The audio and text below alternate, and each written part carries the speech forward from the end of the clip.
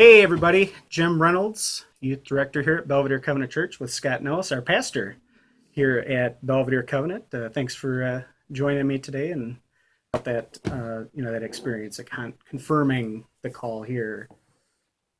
Well, of course, it was an exciting time, and it was also kind of a scary time. This is a new phase of life for us, and you always have questions of, what are things going to be like, and how are things going to unfold.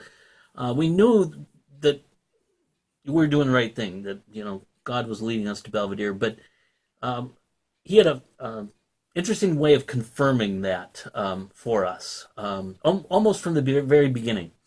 The day after our farewell, our last Sunday in Park Falls, Nancy went to the doctor. She'd been feeling kind of sluggish and run down and didn't have a lot of energy. And we thought it was pretty much from the stress of packing and moving. Sure. Yeah. Well, she comes home and shares the news with me. She was pregnant. Now, we had been trying to have kids for 11 years, Wow, 11 years. and it wasn't happening.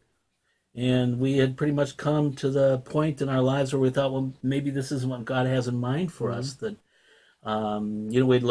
we had done some foster care for several kids, and we're looking into adoption, and then all of a sudden, the day after our farewell, we find out Nancy's pregnant. So it was like God saying to us, I'm with you, and this is a new phase of life that you're entering into, and I'm going with you, into this new ministry in Belvedere.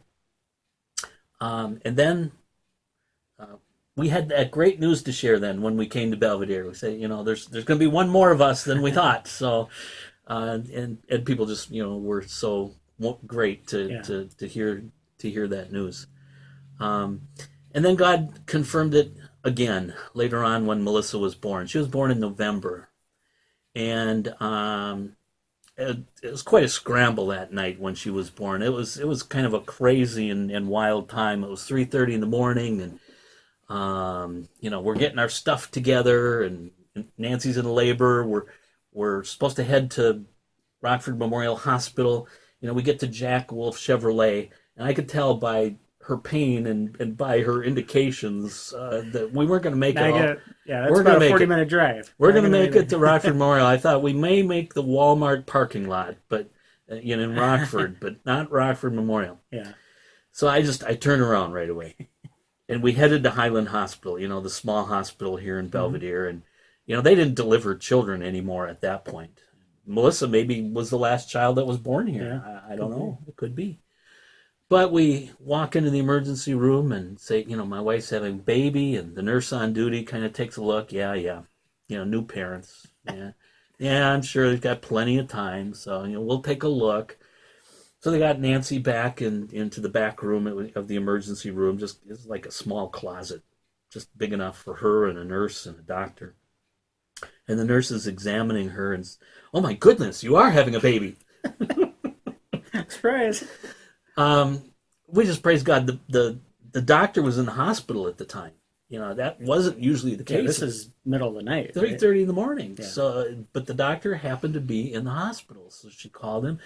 He comes. I had to stay in the waiting room because there was no room for me when Nancy was delivering. 15 minutes later, the doctor comes out and says, "You have a baby girl." Now, what the doctor didn't recognize at the time was that Melissa was born 6 weeks premature. Her lungs weren't fully developed, and she was struggling for breath.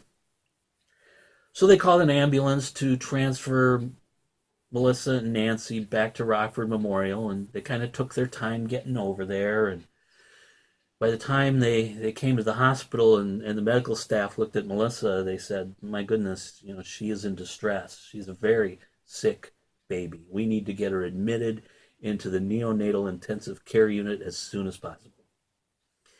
So they did, and we went up to the unit, and the doctor came out to talk to us, and she said, I have to let you know you have a very, very sick baby. Things are touch and go. We don't know if she's going to make it. The first 24, 48 hours are the critical times. They had her hooked up to a respirator. They had her hooked up to IVs, all kinds of tubes in an incubator, keeping her warm. Nancy and I, of course, were kind of shocked, but as we prayed about it, we came to the conclusion. We said to ourselves, well, she belongs to God. And God, we'd really love to have her. But we know whatever happens, she's in your hands. And we felt a sense of peace over that as we waited for things to unfold.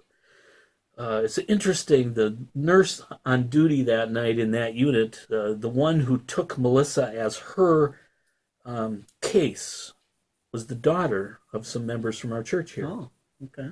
So a familiar face, somebody we knew. Yeah. It's like God saying, I'm with you. Here I am. Yep. Just a sign of his love and care in the midst of the chaos. Melissa turned the corner. We praise God that he gave her back to us. She was in the hospital about a week and a half. Then at home for another month before, we could bring her out into public because she was, vulnerable to infection. But, it's interesting. Had Melissa been born in Park Falls, the nearest major hospital was 2 hours away. Yeah. It's possible Melissa would not have made it that distance, 2 hours without treatment. And here in Rockford Memorial Hospital, the best neonatal intensive care unit in the whole region. Specialist in that area. Yeah.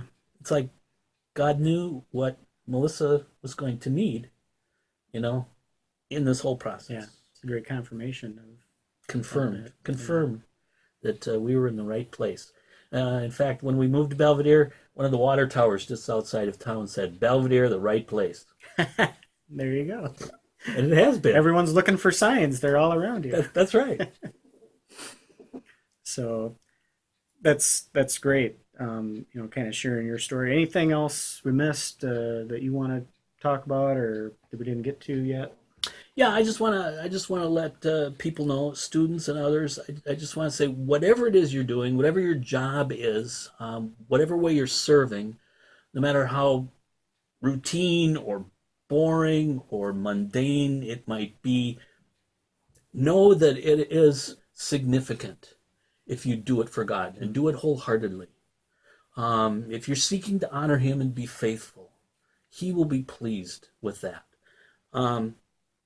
Sometimes we look at other people who have just some amazing skills and abilities, or they've got great ministries going, or they've got terrific jobs. And we look at them and we get jealous, envious. I know I've done that.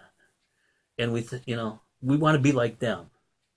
And then we look at ourselves and we kind of put ourselves down and say, I'm just a student, or I'm just a secretary, or I'm just a farmer. I'm just waiting the counter at McDonald's. Who am I? What difference can I make? Well, wherever God puts us, there's a reason for that. And wherever we are, whatever we're doing, we're called to represent him. So I would say represent him well. Love and care for the people that he puts in your life around you in that place. Do your best. Let people see your faith. Let them see Jesus living in you. Ask for opportunities to share your faith, a word of witness about Christ with them. And God can use you. It may not be hundreds of people. It doesn't need to be. It can be one-on-one. That God can use you to help influence and impact another person. I want to tell the story about Merlin Carlson. Merlin was a member of our church. Went home to be with Jesus about a year ago. Right. Yeah. But he shared this with me. He said when he was a young man, he wanted to be a missionary. And he was taking classes at a Bible school, for training to do that.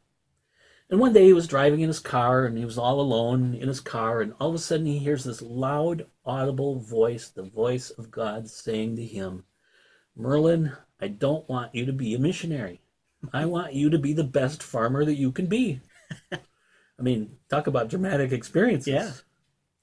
So he dropped out of Bible school, at Bible college. He devoted himself to becoming the best farmer he could be. Ended up working for a very well-known person with a large cattle breeding business in California. Um, Helped go to auctions to buy and sell cattle for him. And Merlin said, I never expected that a little old farmer from Belvedere would ever have the opportunity to travel all over the country and to be able to be a witness to thousands of people for Christ, right, as God has enabled me to be. So whatever you're doing, simple farmer, student, your mission field, those people around you, represent Jesus and represent him well. And you'll see him work. Yeah, that's great. So, good. Anything else you want to share? Well, I just say 23 years here in Belvedere, this church is amazing. The people have such a heart and care for others. They love Jesus. They've been so supportive of us, me, and my family through the years. They've spoiled our kids to death, and that means the world. And I just, it's just a great place to be able to serve God, a great people to be able to serve God with here in Belvedere. I'm thankful for that privilege and leading that God has given to me. Yeah, well, great. We appreciate you and appreciate your time tonight and sharing with us. And I guess we'll wrap it up there. Well, thank you. All right. Thanks. Until next time.